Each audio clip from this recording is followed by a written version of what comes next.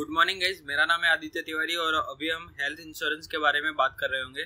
ठीक है, health insurance दो प्रकार के होते हैं। एक होता है फॉर ओन, एक होता है फॉर फैमिली। फॉर ओन यानी इंडिविजुअली खुद के लिए होता है, फॉर फैमिली यानी फैमिली वालों के लिए होता है। तो फॉर फैमिली में कितने लोग को काउंट करते हैं? फॉर फैमिली में हस्बैंड, वाइफ, चिल्ड्रन, हस्बैंड के जो माता पिता है वो, वाइफ के जो माता पिता है वो, इतने लोग काउंट होते हैं। अब हेल्थ इंश्योरेंस में क्या होता है? इंडिविजुअल हेल्थ इंश्योरेंस में तो एक एग्जांपल के द्वारा समझ लेते हैं कि अगर कोई पर्सन ए है, ठीक है, उसने 3 लाख का पॉलिसी लिया है हेल्थ इंश्योरेंस का और उसे 2 लाख की रिक्वायरमेंट पड़ती है तो वो क्लेम कर सकता है, तो उसे 2 लाख के 2 लाख प्रोवाइड कर दिए जाएंगे। अगर उसी पर्सन को अगर 3.5 लाख की रिक्वायरमेंट पड़ती है तो वो क्लेम कितना कर सकता है? सिर्फ 3 ही लाख कर सकता है, क्योंकि उसकी पॉलिसी तो 3 लाख रुपए तक की है। ठीक है, और बाकी के 50,000 उसको खुद को चुकाने होंगे। अब बात कर लेते हैं फैमिली हेल्थ इंश्योरेंस के बारे में। अब फैमिली हेल्थ इंश्योरेंस क्या होता है कि ठीक है, 5 लोगों का परिवार है और 5 लोगों पे बंदे ने 5 लाख का फैमिली हेल्थ इंश्योरेंस लिया हुआ है। ठीक है, अब इसमें क्या हो गया कि अगर पांचों को उसका इंश्योरेंस का जरूरत नहीं पड़ा है, लेकिन अचानक किसी दिन अगर समझ लीजिए वो फैमिली में बच्चे की तबीयत खराब हो रही है, ठीक है, और उसका इलाज करवाने ले गए और पता चल रहा है कि बच्चे के इलाज में 4 लाख तक का खर्चा आएगा। ठीक है, तो अगर क्या फैमिली हेल्थ इंश्योरेंस में वो 4 लाख का क्लेम अकेला बच्चा कर सकता है? तो हाँ, अगर वो इंडिविजुअली अभी बच्चे को अगर वो फैमिली में है और उस क्लेम के अंडर कवर है फैमिली हेल्थ इंश्योरेंस, तो अकेला वो बंदा 4 लाख तक का क्लेम कर सकता है। ठीक है, तो उसे क्या कहते हैं? Family health insurance. अब यहाँ पे बात कर लेते हैं इन पेशेंट और आउट पेशेंट की। तो इन पेशेंट कौन होता है? जो हॉस्पिटल में रह के अपना इलाज करवाता है उसे क्या कहते हैं? इन पेशेंट। अब जो घर पे रह के इलाज करवाता है उसे तो आउट पेशेंट। ठीक है, अब यहाँ पे एक और टॉपिक पढ़ लेते हैं। ये क्या है? Third party administrator. ठीक है, ये क्या होता है? टीपीए होता है। अब इसमें क्या होता है? आपको कार्डलेस सुविधा प्रोवाइड की जाती है। ठीक है, आपको कार्डलेस सुविधा के साथ साथ एक लिस्ट भी दिया जाता है हॉस्पिटलों का जिसमें ये सुविधा आप प्राप्त कर सकते हैं। ठीक है, अगर आपको ये सुविधा चाहिए तो अगर आपको कोई मिस हैपनिंग होती है तो आप जो लिस्ट में है, लिस्ट में जो हॉस्पिटल्स, वहाँ पे ले जाइए, आपको कार्डलेस सुविधा मिल जाएगी।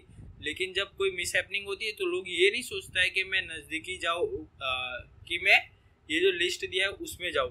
वो लोग सोचता है कि मैं नज़दीकी हॉस्पिटल में पहुँच जाऊँ और जल्दी से इसका इलाज करवा दूँ। ठीक है, तो ऐसे केस में थर्ड पार्टी एडमिनिस्ट्रेशन आता है। उसमें क्या होता है कि जो पेमेंट करनी पड़ती है वो आपको तब इंडिविजुअली खुद ही करनी पड़ती है। ठीक है, और उसके बाद जब क्लेम करना होता है तो आपको क्या करना पड़ता है कि सारे जो बिल आपने जमा किए होते हैं उस सारे बिल आपको किसको देना पड़ता है? थर्ड पार्टी एडमिनिस्ट्रेटर को। अब ये थर्ड पार्टी एडमिनिस्ट्रेटर ये सारे बिल जमा करता है किसे?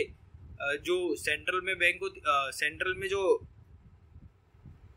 ये सारे जो आपने रिसिप्ट दिए, ये सारे रिसिप्ट किसके पास जाते हैं? फिर LIC के पास या तो इंश्योरेंस कंपनीज के पास। ठीक है, तो उसके बाद ये लोग क्लेम प्रोवाइड कर देते हैं जो 10 से 15 दिन का होता है टाइम पीरियड।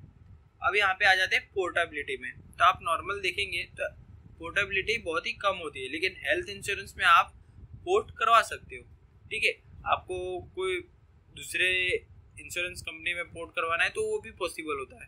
ठीक है, इसमें 45 डेज का क्या होता है? एक कमिटमेंट डेट होता है, उसमें आप पॉलिसी को पोर्ट करवा सकते हो। आप ईयर टू ईयर भी पोर्ट करवा सकते हो। ठीक है, इसमें आपको बेनिफिट ट्रांसफर कर दिए जाएंगे कंपनी टू कंपनी।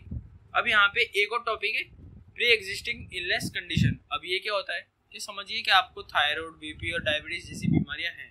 ठीक है, तो कंपनी जब क्लेम आपको पॉलिसी प्रोवाइड करेगी तब कंपनी कहेगी कि 2 साल तक हम इसे कवर नहीं करेंगे, 2 साल के बाद से हम इसे कवर करना चालू करेंगे।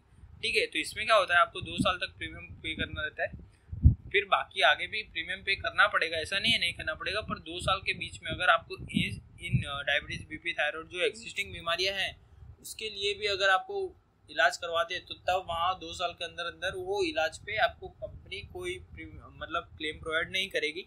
लेकिन 2 साल के बाद, ठीक है, आप करवाते इलाज तो आपको क्लेम प्रोवाइड करती है।